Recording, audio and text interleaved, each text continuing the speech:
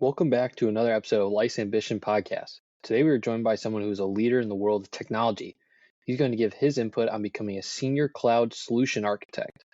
Without further ado, Eric Parvin. Eric, how are we doing? I'm doing fantastic. It's a Friday. Got to enjoy it, right? Exactly.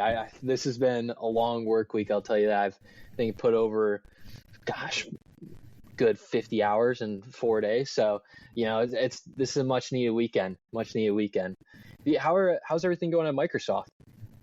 Everything's going well. Stock is kind of ticking down a little bit. The whole story on AI and if it's worth it and the investment and everything else is kind of taking a hit, but I think it's just short term.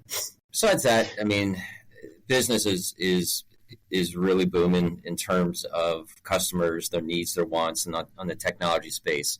So it's definitely keeping me busy, keeping us all busy right now. That's awesome. I mean, it's better to stay busy than do nothing at the moment. I find that you have a really unique background in terms of your time at BDM, Lockheed Martin, TRW, SystemLink, and you've worked both full-time jobs, but also you've had contract work as well for what I was seeing and for what we were talking about. And I'd love to kind of get into all of it because I have never heard of this kind of technology side when you're implementing cloud-based solutions. I know that's more of Microsoft, but even before then, you're doing a lot of coding work and even into system management support. And I'd love to know more about that. Yeah, so actually my background, I went to college at Radford University, and we did not have at that time an IT degree option, right? So this is in the late 80s, 88 to 92. So I went into the business program, finance and economics minor, but I always had a passion for computers. Like I took computer classes in high school and actually middle school, high school, and I really enjoyed it, but I never really got into it in college at all. And it wasn't until I had an opportunity when I was working for BDM. They were a defense contracting company, and I was responsible for managing their contracts. We actually had a contract to supply former Air Force personnel to the Saudi military to help them because they had just purchased F-15 and F-18 fighters, or maybe I got that wrong in terms of like the jets that the Air Force flies. Good. But we basically recruited Air Force personnel that retired to go over to Saudi Arabia, very lucrative contracts. I mean, you made a lot of money and it was tax-free and you lived in these houses for free and everything else. So I was responsible for the billing each month and making sure that we had the proper people in place and we had the billing going out, and it was all through Excel. And I was getting, it was very tedious work and expense reports and everything else. So I started getting into what's called macro programming. It's still available within Excel where you can develop these macros which record your steps as you're walking through. And then one day I clicked behind them, like, I want to see what's actually going on. And I saw the code and I wanted to understand what that code did.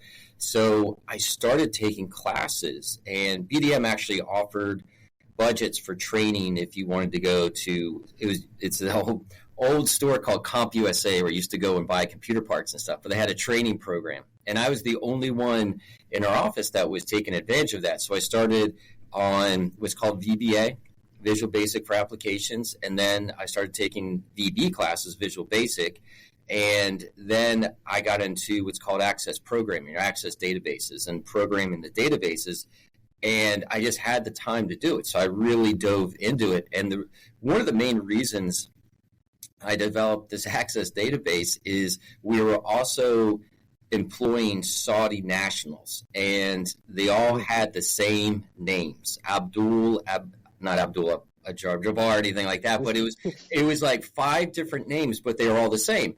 And just because they didn't differentiate very often on their naming, or I don't know what it was. But anyways, it was difficult to keep track. So I then basically said, okay, well, let's give them employee IDs and let's track and all that kind of stuff. So it sort of morphed into all of a sudden our business was relying on this Access database. And I was like, this is really cool. And I really dove in to understanding programming. But you have to remember at the time, there was no internet. like this is all pre-internet, so you had to use a book.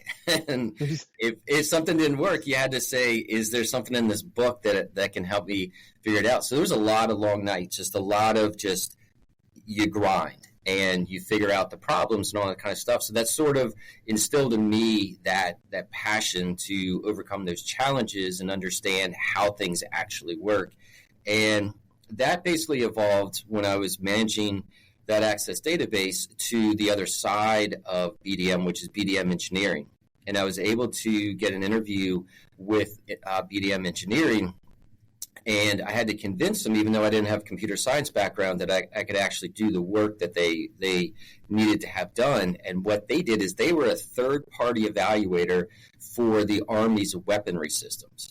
So if you can imagine helicopters that are being developed, right, by Lockheed Martin, by Bell, by whomever, they you have these specs, right? And Lockheed Martin says, our helicopter will do X. And so we had to validate that in the field by going out and creating these test scenarios and recording all this data. So I got to see the very first UAVs that were ever introduced to the United States Navy and the military. I got to evaluate those by getting the data and bringing them into, and unfortunately, Access database can't handle a lot of data, so we had to go to SQL Server and some other stuff.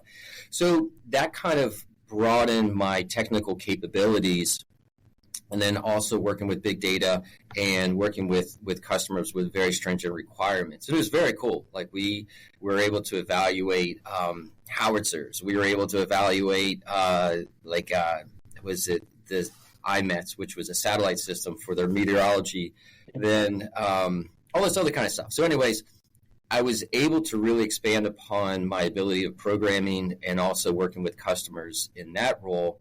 And then that led over to Lockheed Martin, where I started doing Oracle database stuff, and that was okay. Like that, I found that wasn't really my area. So then I came back to BDM, which then was bought out by TRW. It's amazing, all of these defense contractors, because now TRW is part of Northrop Grumman. So I can say, hey, I was an employee of Northrop Grumman.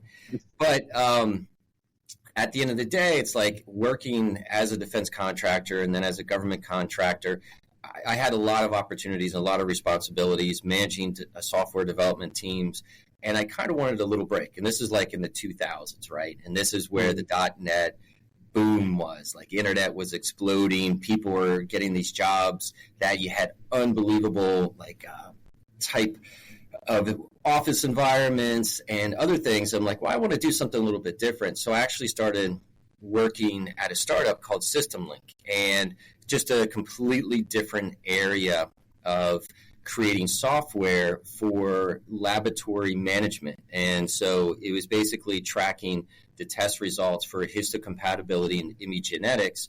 And what that does is, like, if you need to go in for a liver transplant or any other type of transplant, you have to get these tests done, and they have markers to identify if your body would accept that organ or not. And so that was the crux of the software there. We also wrote software for Puget Sound Blood Center to help track their information. So it was a very unique situation, and it was a startup. How do you even do that? Like, how you do just you even build build business software? Software. Like it's just rules that it follows, right? But you have to learn the business. As a software developer or a consultant, you go in and you learn the business better than the person who does the work, right? Because you ask them, like, what do you do on a day-to-day basis? How do you process? And everything was paper heavy back then.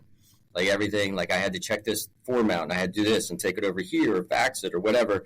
So that's where the software comes in, and you manage those rules and how the process works, how you intake information and how it gets reviewed and checked and everything else, and then it gets pushed on to the next resource or whatever. So you just kind of learn it, I guess. You learn the terminology. It takes a little while, but you just kind of get in the swing of things. Yeah, I was about to say, because I'm sure you're learning just basically all, even what a lot of medical professionals will be learning of, if this, then this. So then you're developing that into the software. So instead of, like you said, whether it's faxing all the data over or having multiple pieces to it, it's all in kind of one area. So then when they run their tests, then they can get the results fast and it's way more efficient than it's all paper versus software. That's Yeah, what it sounds absolutely. like. It's cool to see that you've been from the paper aspect of everything to now more the software. Absolutely. And everything's data, right? Everything's stored in either files on a file system or in a database, and it's being able to retrieve it and then validate that the process is being followed, getting your test results, those sort of things. So you spend a lot of time with those people, understand their business and their terminology, and that's really, you just take a lot of notes. A lot of notes. Yeah, I was going to say, how much research did you do with these professionals of when you were getting, as a consultant, when you're getting all these contracts to do software development elsewhere?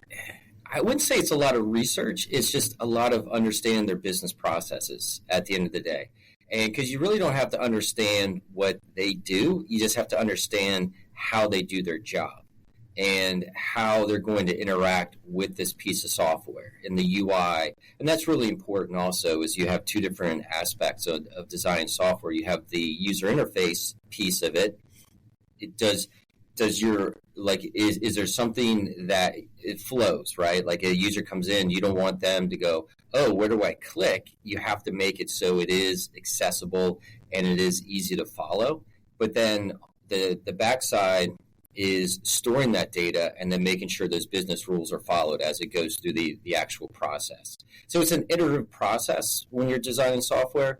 Is you meet with them, you gather requirements, you have discussions, and then you put something out there that you think that they're going to need, right? Like, this is my assumption, right? And then they're like, no, you're way off. And so you just have to pivot, and you make changes as you go along. And then once you get over that hump, then they're like, okay, let's start taking a look at the logic. And are things working as they should? Is my business process here? Is it catching this particular exception?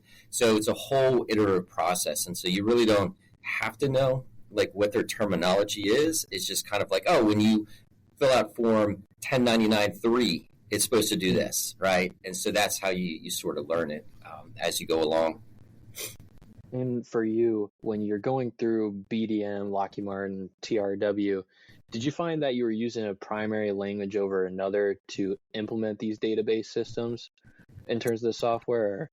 Yeah, when I first started off, it was definitely VB, Visual Basic, and that was easy. I mean, it was easy to learn, and that's what it was designed for. But then it hits a ceiling, and you get into more complexity. And this is when .NET started. It was .NET 1.0. It was the early 90s, 2000.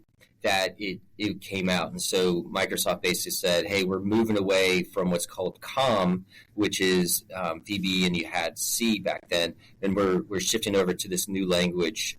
It's an interpreted language, .NET. And so that's what you learn. And within .NET, you have your programming languages, which is C# and then VB. So like most corporations, I'm going to say the vast majority of corporations use C# for the programming language.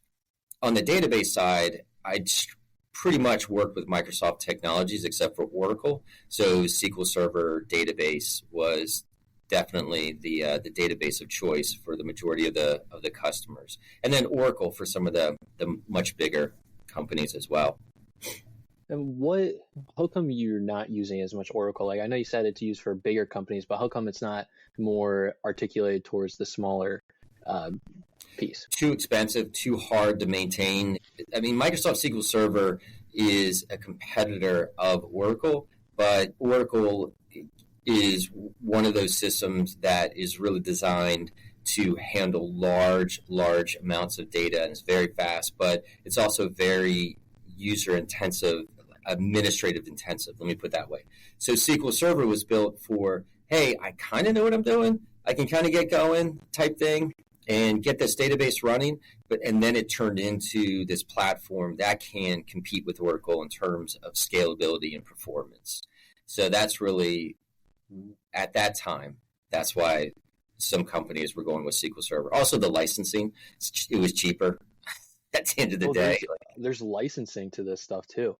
Absolutely. Like once you get into the enterprise, it's all about the amount of money that these companies can extract from you. And so that's Oracle is well known for coming in, getting their product in the door, you start using it, and they're like, oh, you owe us a little bit more on this side type thing. So they're very good at that. They're very skilled at getting the money.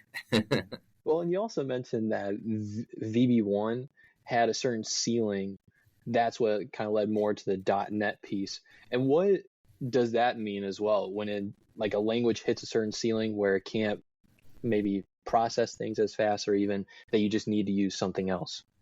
Yeah, absolutely. So at that time, computer architecture was 16-bit. So it's basically a memory address space. Just think of it as like the number of dots that you can put into a box, right? And each one of those bits is consumed by the programs that run on your computer.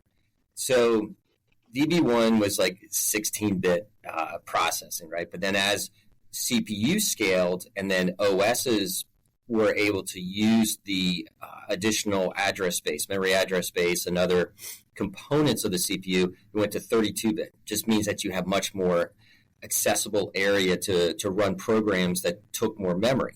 Okay, so then VB6 was stuck at 32-bit. It couldn't scale. There's just no way. And so I'm talking like VB6 was the last iteration of it. So that's where .NET came in, and .NET was looking at the future going, okay, well, we're going to have 64-bit processing in some time, so we want to be able to access more memory address space and not be constrained by 32-bit processing.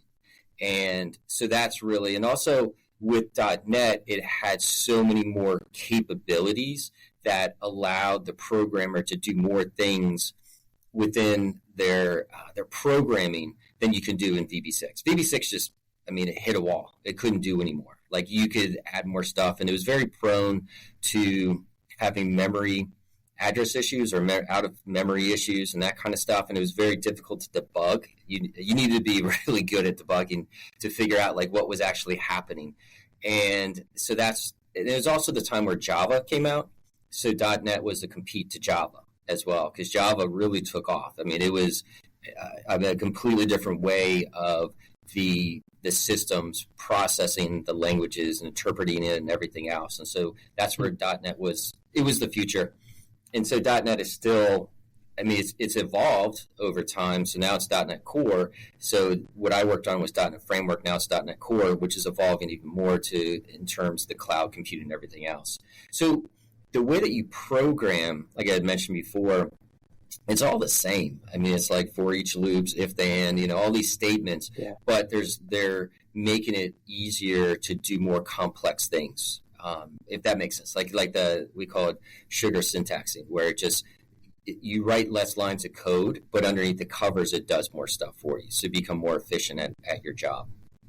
Oh, because when I was in school, the only real coding experience, and this is really cool to me because I just don't have much knowledge of it and what you can do, because the only class I had was a GIS class, and we just learned Python. So I heard it's one of the most basic languages to learn, but you can kind of translate it to almost everything.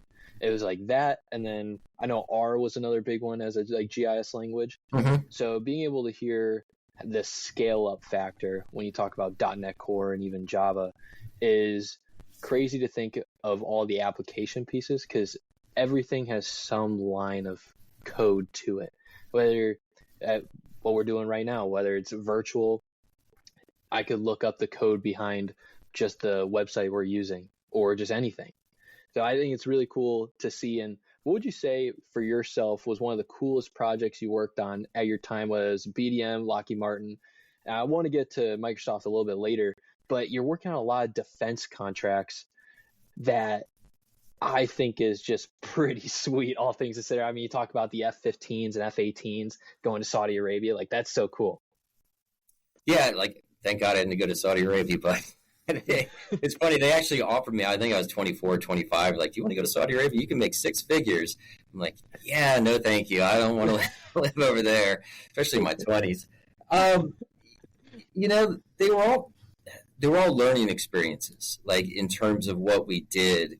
The work I did for Lockheed Martin, I can't tell you about. Like, that type of work. Yeah, so that was really neat. That was neat environment, and the things that you saw and did was just mind shattering. Like you don't realize what goes on in the world until you work in one of these programs. You're like, we're pretty protected here in the United States, and we're doing a good job at it. But I mean, each and every one was really cool. When I went to MGA Group, which is the company that I worked for before Microsoft, I was responsible for running their enterprise software as well. And that was just that to me, that was really neat.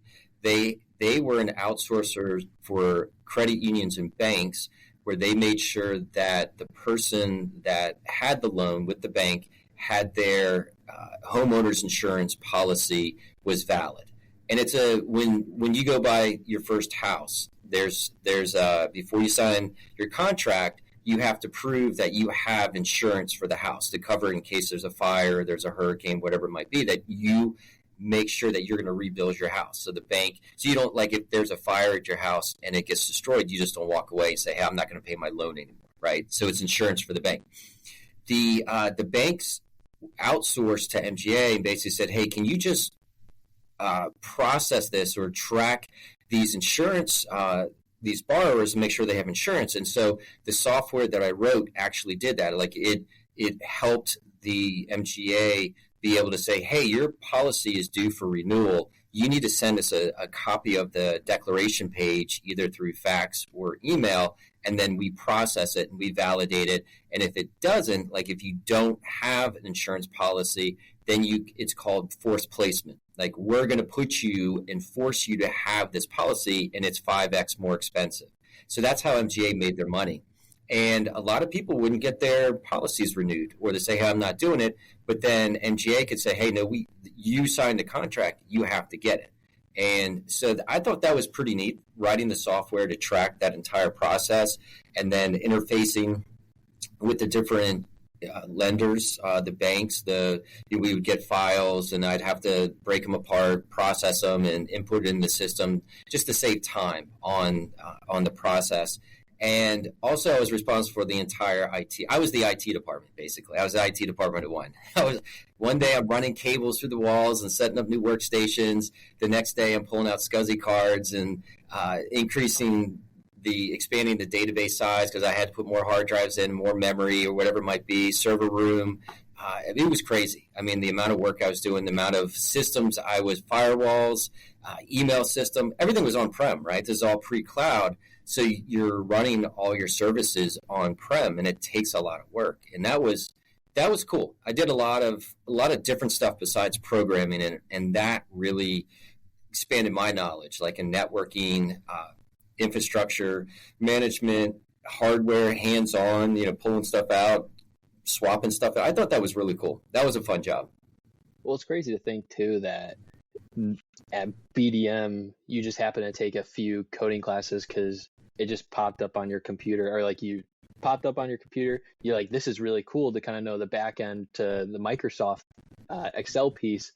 And then, like you said, you're plugging in hard drives, you're establishing databases. I mean, that is pretty crazy to think that at MGA you were tracking the insurance for these people that may not be paying for in the contract piece. I find that cool. I find that very cool.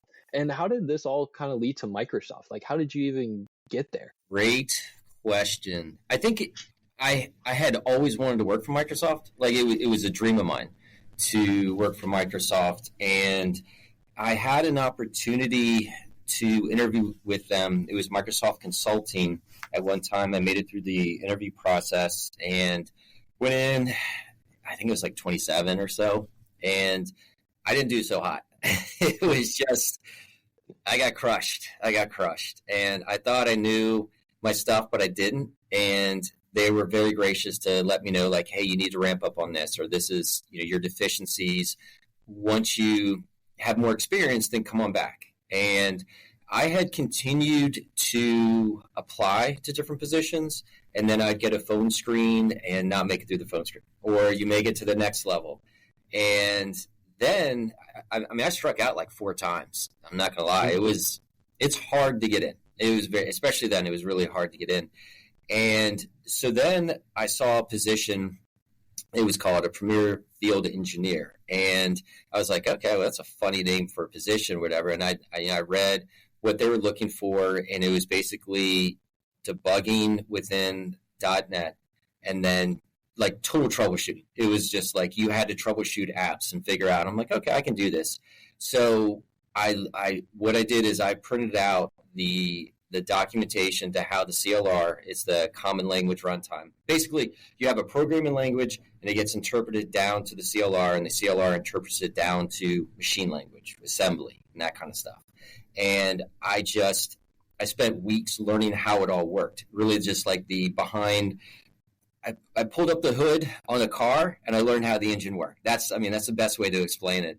And when I had the phone screening, it was just like I could answer questions. I didn't know what a debugger was. I didn't know how to run a debugger on a process, but I kind of understood, like, what do you look for, like on a memory leak, or what do you look for, like on when the application hangs, that kind of stuff. That's what they were like. Do you have the mindset to kind of be outside of what's going on and come up with alternative approaches? And that's what troubleshooting is really about, because when a company contacts Microsoft or whatever company, right, says, hey, your product's not working, or we're getting this error, they've probably done some troubleshooting on their own.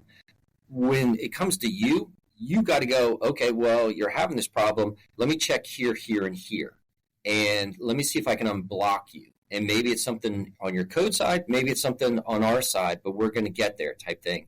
So that's what they were really looking for. And I went through a lot of interviews. It must have been, I think it was like 6 interviews. And then I flew down to Charlotte, and I had an interview with the managers, and they put me through the ringer there. And I was like, I didn't get this. I didn't get this.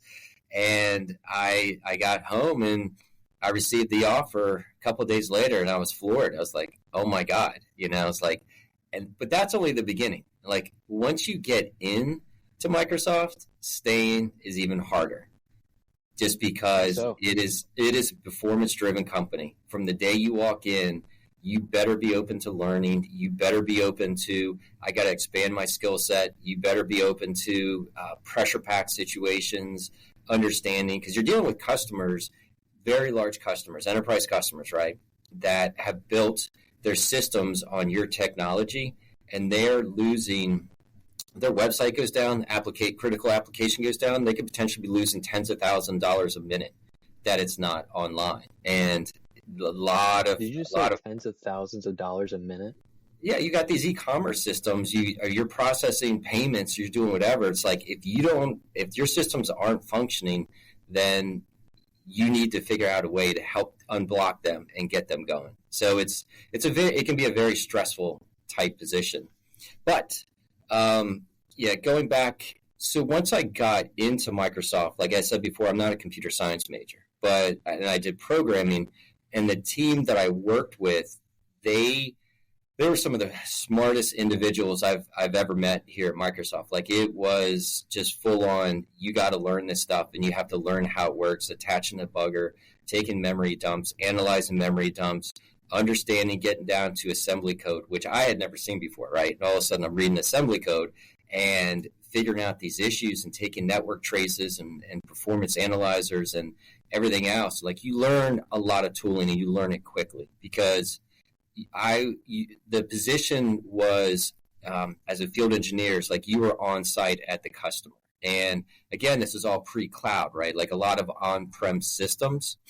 And so if their web app is not working, like, they've designed this web application and they've deployed it, and all of a sudden they're getting intermittent slowness, or they're getting these exceptions and they can't figure it out, then you would fly on site. And it was like a war room setting for some situations, because they have different severity levels on the cases. Like, you have a Sev C, which is no big deal. Sev B, hey, we got an issue. Sev A, we call them crit sits. It's like, you had to be on the next flight to this customer site. And a lot of times they had a call open with a support engineer at one of our support centers, and then you're the person who was driving the tooling or actually doing the debugging as well. And trying to work out. So you have executives coming in like, hey, what's the status of this? What's going on? Engineers asking you like, hey, what do we do? Like, what line of code? Like, what's going on? What do you see? So again, it was just one of those iterative processes as you go through and you troubleshoot, but it could be very, very stressful in terms of what you're doing. But anyways, you learned a lot very quickly. How did you manage the aspect of trying to process all the information your team was giving you to be able to handle these on-site troubleshooting issues? Because, like you said, it can be very stressful. And for yourself, you said you had to learn a ton at the beginning. So how'd you manage it? You define a problem statement. Like the information that you get when there's an issue, it can be interpreted differently by different people that you're working with at the company. So you arrive on site and you say, okay, what is the issue? And a lot of times it was very nebulous. Like, we're having this intermittent slowness, and it happens when you do this. Like, okay, define that better. Repro it. Well, we can't repro it. Well, how am I supposed to troubleshoot something you can't repro? But if you could get a stack trace, right? Like, all of a sudden you have this exception. When we click this button and this button, we get an exception. Boom, we can attach a debugger. We can see what's actually happening in the CLR during this particular time, and then that would give us a little better indication, right? And it's all about peeling the layers off the onion.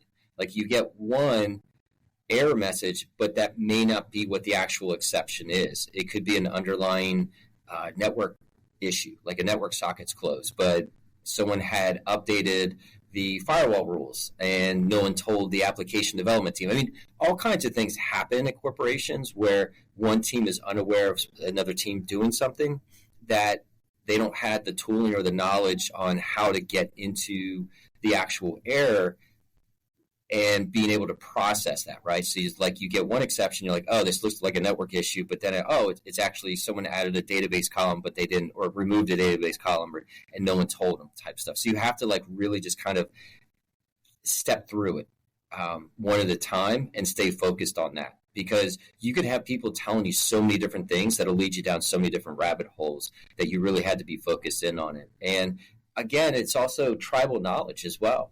Like, you could get an exception, like, hey, did anybody change this code? And then they would go in the source repository, like, oh yeah, Johnny changed it last week, didn't tell anybody, checked it in, and then that's okay. We got it fixed. You patch it and send it out. I'm on my way to the next problem, type thing. So has that happened before? It sounds like it has. Oh, absolutely, 100%. I mean, it's very common to have those situations. So that was the first part of the job. And then the job sort of evolved into, okay, we see these patterns of issues that are happening at these companies. How about we get in front of it? And we created this health check type service where we could come in and we could run these tools and pull all the configuration files off your web servers and take a look at your code and say, hey, you know what, based on what we've seen before, you're probably going to have an issue with this. And you probably want to remediate it type stuff. So that's sort of our role evolved from just straight troubleshooting to getting into health checks and remediation to then knowledge transfer. Like, we would deliver workshops based on our understanding of troubleshooting issues or how to write code, the best practices for writing code, to then just to other products that we had. And so then it evolved into more of a, hey, these are our experiences from the field, and this is how you can make your applications run better, perform better, be more stable, and have the resiliency that you want, right? So you get less calls in the middle of the night from whomever's on call because the system is down type stuff. So that's really what it evolved into.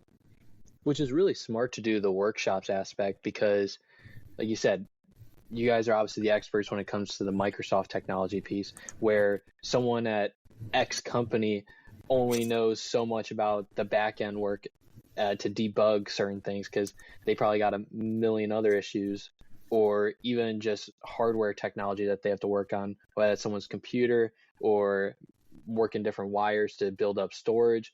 So they can't specialize in that aspect. So you guys being able to throw on workshops, I'm sure made things a lot easier on your guys' end, because like you said, you might have had a call late at night and tens of $1,000s could be lost within minutes for what you're saying. So Yeah, and also you have to understand, like a lot of these companies, the resources are just overburdened, right? They're given so many responsibilities and so many different systems to manage that they don't have the time to learn how to debug.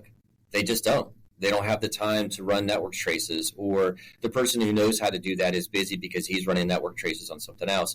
So it's very difficult for some of these larger companies, for these resources, to develop those skills to get into the hardcore debugging aspect of it. It is getting easier. We've made our tooling a lot easier to do that, but a lot of times they're just like, hey, we have a support contract with Microsoft, let's call them. It's a lot easier for them to come in, figure it out in a few hours versus us spending a week on it. Or some companies, they would spend a lot of time trying to figure it out, and they're at wit's end. They're like, we're at a dead end. We need your help. And so then that's when we come on site to help them out as well. How long were you a field person for? And then when was the change to becoming more the Azure DevOps route? So I was, in my first couple of years, so my evolution was premier field engineer, and then I was the senior technical lead for, it was a product called Amalga, and it was healthcare software, actually hospital system software that Microsoft had purchased, and we were responsible for developing the support team to manage that product. And that was actually a pretty unique situation because we had customers all over the world, some of the largest hospital systems in the world. And this product was probably before its time because it was pulling in a lot of data from just a ton of data from different systems within the hospital.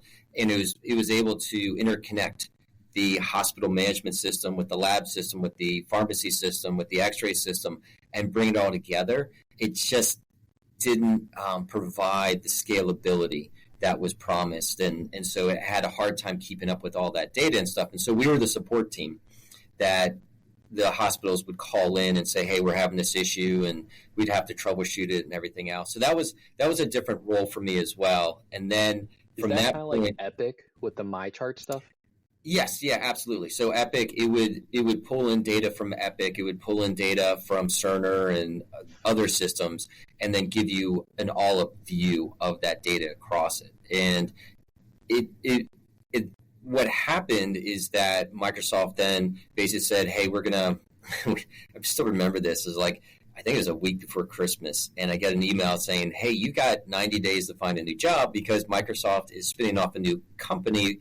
We're going in partnership with GE, and I think it's called Caradigm now. Like, you can either move out to Salt Lake and have a job with Caradigm, or you can find a new job within Microsoft." And I was like, we all scrambled. Like, nobody wanted to leave. Like, we didn't ask to leave. So we all found positions in Microsoft. And that's when I came back to being a field engineer. And that's when I got into, it's called TFS at the time, Team Foundation Server, but now it's called Azure DevOps, which is a source repository, project management type tool. And so I did support escalation. I was a senior support escalation engineer for TFS, or this had so many different names: VSTS, ADO, Azure DevOps, all that kind of stuff.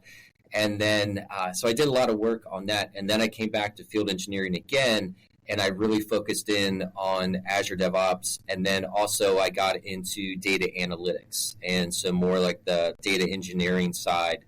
And so that's sort of like where I've been since that point.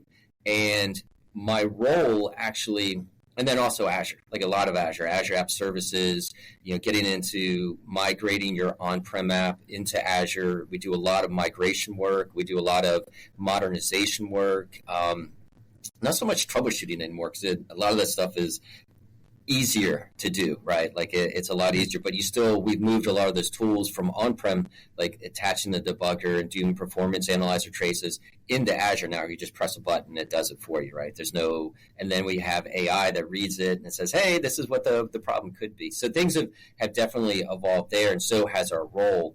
And so that's where it went from Premier Field Engineer, PFE, to Customer Engineer, to Cloud Solution Architect. And so the role now really is more developing POCs and architecting, and like looking at your configuration and developing out well-architected frameworks, as we call them, to saying, hey, this is what you want to do based on how you want to structure your information or your applications within Azure. And then getting into AI and Copilot and data analytics. I mean, it's definitely, that's what I'm saying. It's like once you get here, there's just so much that we have so many products and they evolve so quickly that you constantly have to ramp. Constantly. Like there's no, like every week you're spending a few hours just going through the new features based on whatever team or whatever technology that you're supporting or you're into, which can be a lot, right? I mean, because Azure itself has probably 100 different products, and then Fabric, which is our data analytics tool, has, oh my God, like 10. And each one of those has so many different features that you really have to spend time to be on top of it. And not only because your customers, like you want to be able to say, hey, have you checked out this new feature and maybe what you need to help solve your problem? Or the customer comes to you and they're like, hey, have you heard of this? And a lot of times I'm like searching, just to figure out what they're talking about before. Well, and Azure is a cloud-based system, correct? Yes, that's correct. So does that mean that there's less need for hardware side of things in terms of storage aspect?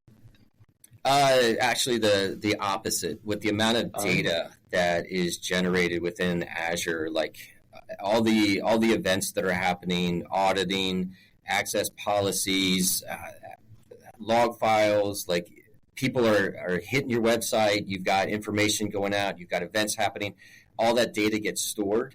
And so the difference being is that customers generally either have an all-in, like I'm all in Azure, I don't have anything on-prem. Like I don't even have a server. All I have is laptops in my office. That's all in. And then you have customers that are strictly on-prem, like, hey, I'm not going to the cloud. It's just not happening. And then you have hybrid customers who have some services on-prem, and then you have some services in the cloud. And so you basically figure out what workloads you want to put in the cloud because you no longer want to manage those on-prem. You find better value, and it's cheaper for you to move to Azure or AWS or Google Cloud. It's just a lot easier to manage those. Or scalability. That's another big thing. It's like, hey, we have these heavy workloads that would require a lot of processing, a lot of data to store. We don't want to do that on-prem. We don't want to invest in the hardware. We don't want to invest in those things to manage that. So we're going to move that into Azure and let that happen. The scalability of it. We've got this massive amount of data that we need to consolidate and analyze and do aggregation on. It's like, well, we can scale it in the cloud versus getting a high-end computer on-prem. You brought up something kind of interesting when you bring up Google Cloud and AWS. I guess, why would you choose one over the other? Companies typically will have multiple cloud vendors. They don't want to be locked in to a single cloud vendor. Some do. I mean, you come across those that are like, yeah, we're all in AWS. We're never going to move to Microsoft and vice versa. But then you also have some companies that are like, well, we know that AWS is better at X than Azure is. So we're going to do that over there, but we're still going to have our workloads in Azure as well. And some companies just don't like being locked into a single vendor. It's not a good strategy sometimes, just because you feel like if the strategic focus of the company shifts, it may not be the best for what your business has to do. And so you're like, well, I've got everything in Azure, but I see AWS is doing something over here that I really need to do. I need to break out those workloads individually now, move them over to AWS. So it all really depends on the company and if whatever cloud vendor offers the best options for them, that's what they go with. But most of them do have a hybrid approach. Got it. Because I've had one experience in working with Google Cloud, and this was just basically holding a database for these pictures. I can't think of exactly what they were, but I know it was a certain tree species that it was trying to monitor, and Google Cloud would help store it, and then we would build a database to be able to help track where they are. Mm-hmm. And I was wondering for you, like, how do you even implement a system like that? Let's just say the company has no cloud-based system. How do you go from start to, all right, now you have a full-blown database system in Azure? I mean, the first thing you have to do is you have to figure out your requirements. Like, what is it exactly that we want to do? Is it to be able to use our phones, take a picture of a tree, get the geolocation, store that in a cloud database, and then be able to analyze that using Python to generate our reporting, right? Like our tracking or whatever it might be. So there's a lot of different technologies that are being used there, right?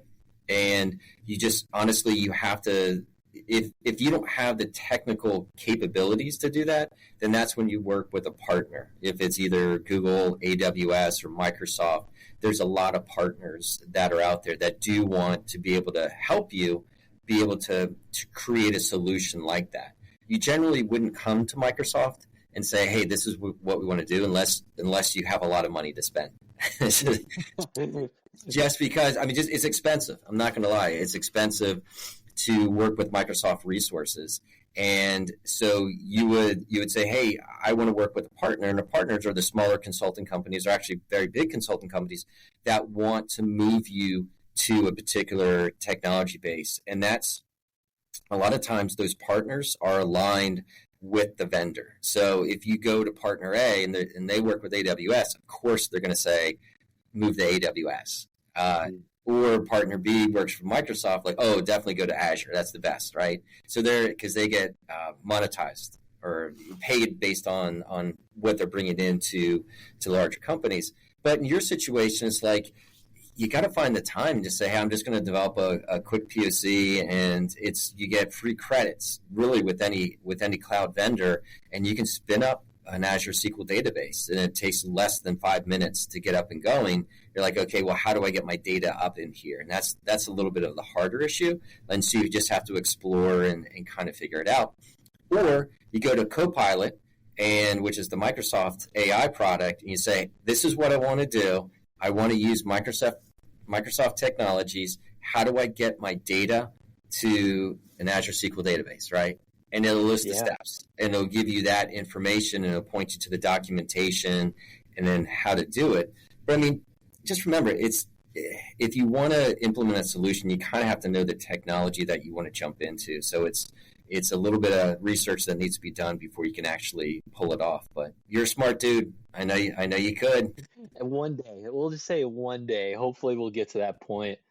How has Copilot revolutionized your work? Because now this is the age of AI. Like ChatGPT was the first big one that I heard of, and then it came Copilot was the second one. I remember us talking about it one day about what you can do with presentations, but how has it revolutionized your side? Oh, massively. I mean, it is, I would say from the coding aspect, we have a product called GitHub for Copilot, and it essentially, if you're in your code editor, which is Visual Studio Code or Visual Studio, and you start writing code, you have two aspects here, right? Like you can start writing code, and then it's freaky how it works. It's just all of a sudden it will start suggesting code, and you're like, that's what I wanted. You hit enter, and you've got this code. You're like, wow, that was really cool. Or you go to GitHub for Copilot in the prompt, and you can just prompt it and say, I need to create a collection, or I need to create an array to hold a three-dimensional array to hold this, this, and this, and then it'll generate the code for you. Now, keep in mind, it's not going to replace you, right? It's not going to replace you as a programmer. It's basically saying, hey, this is a suggestion, and you always need to double check it. Like you can't just say, hey, this is the code I'm going to use without verifying that it's correct. So you still need to know how to code. You still need to know what you're doing.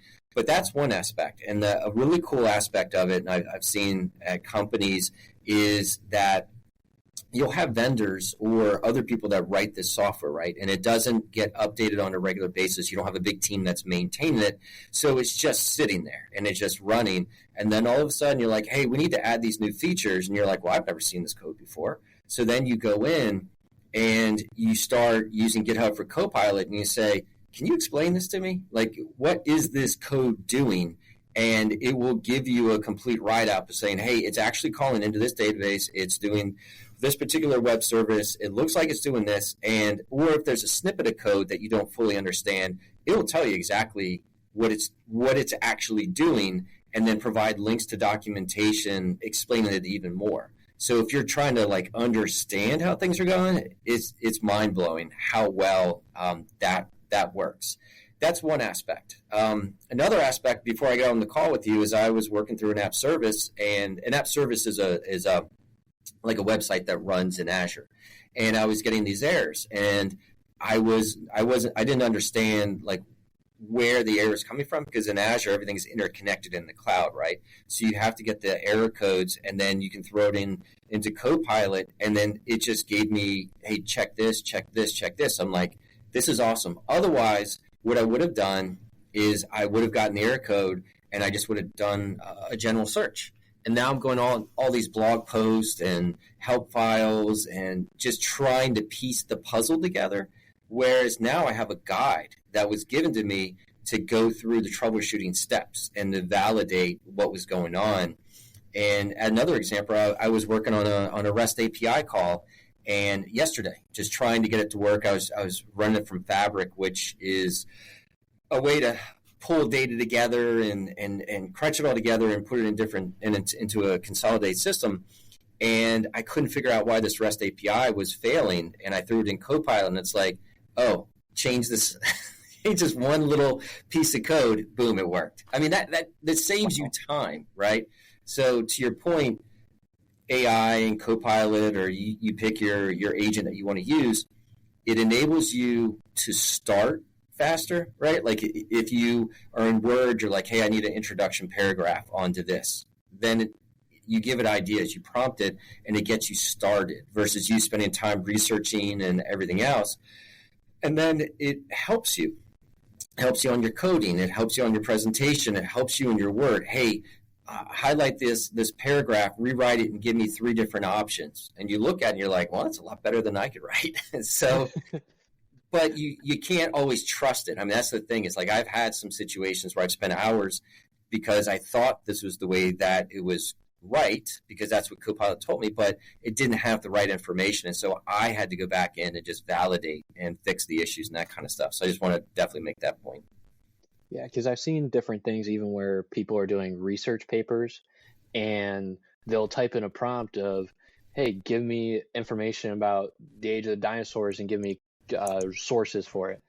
And ChatGPT, for what I've seen, will sometimes manufacture different sources that don't exist. And so a lot of it is like, all right, you have to look for it. You have to look it up. And so you bring up an interesting point when you say it's going to be a guide for you, but it's not necessarily the end all be all where you're, like you said, getting replaced in a sense. And so for you, because Copilot has helped out so much in just being more efficient and even just making things easier for yourself, would you say that AI will just be easier for people to just start learning code altogether? Yeah. I mean, you're still going to have to take classes. You're still going to have to invest the time. You're still going to, just like any skill, you have to hit the keyboard and write your lines of code. I mean, that's it. There's no other way to becoming a programmer. But yes, to your point, it accelerates it, because when you start programming, you do things incorrectly. You type in the wrong code, or you're calling out to something, and you get these cryptic error messages. I mean, at the end of the day, you get these error messages, and you're like, who wrote this error message? It doesn't even tell me where to get started. And that's where Copilot and other AI will help accelerate your learning, because now I have a resolution to it. It explains the resolution, and you learn from that mistake. And then you're like, okay, I can move on to the next thing. And that's one of the funny things I was telling my son Jacob about, like programming. And he actually wrote one of his college essays about this, because he did a lot of programming in high school, is that you spend so much time on an issue, like one issue, right? And then you're doing your searching, you're making all these changes, and you can't figure it out. It takes you hours, like it could be days, right? Like, because you're progressing through a series of things. You solve one issue and you move on to the next, another issue, and all that kind of stuff. But when it compiles, when you hit F5, you're like, and it worked. It worked. but you never forget what you did to resolve that issue, right? Like, because you've been there before, it's a learned experience. And the difference, like with Copilot, is that you're not going to spend all that time trying to figure out that issue, but hopefully you will learn from your error, and you won't replicate it. But and there's still times you still replicate it, but at least you were like, oh, I don't want to do this because it's going to cause such and such, right? And you didn't spend those hours and days trying to figure out what that issue is. Copilot helped you figure out that issue, and so you can move on to the next thing, and then you just accelerate your learning from there. I can learn more. I can spend more time learning things and researching things versus trying just to troubleshoot generic errors and stuff. So yeah, it'll definitely save you some time and hopefully accelerate your learning. I want to leave you with one last question is, for someone who's just starting out on learning how to code, what would be your advice to them to help wrap their mind around the process that you can take with it? Because it's just such a different, it's very like perfect English. So like, if I want this, then I do this, or while this happens, I want this. What would be your advice in terms of helping someone out of figuring out just the thought process behind it? Because it is a little different. Again, it's you're figuring out a puzzle, I guess, in a way. Like you're doing this process, right? You're writing code because there's a process behind it.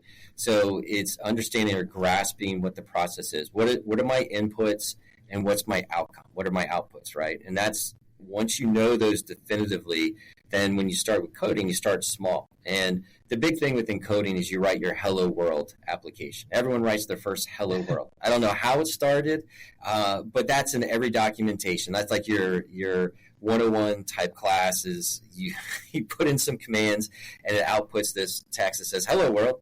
So you start small on there. And there's just so many resources nowadays to help you get started on that. But it's one of those fields that you do have to grind at, right? Like it doesn't come, maybe it comes naturally for some, but for most of us, there's so much to learn that you feel overwhelmed a lot of times. So you really do just start off small and you take those steps and you're like, okay, well, I'm just going to write this easy web app and it's just going to display this.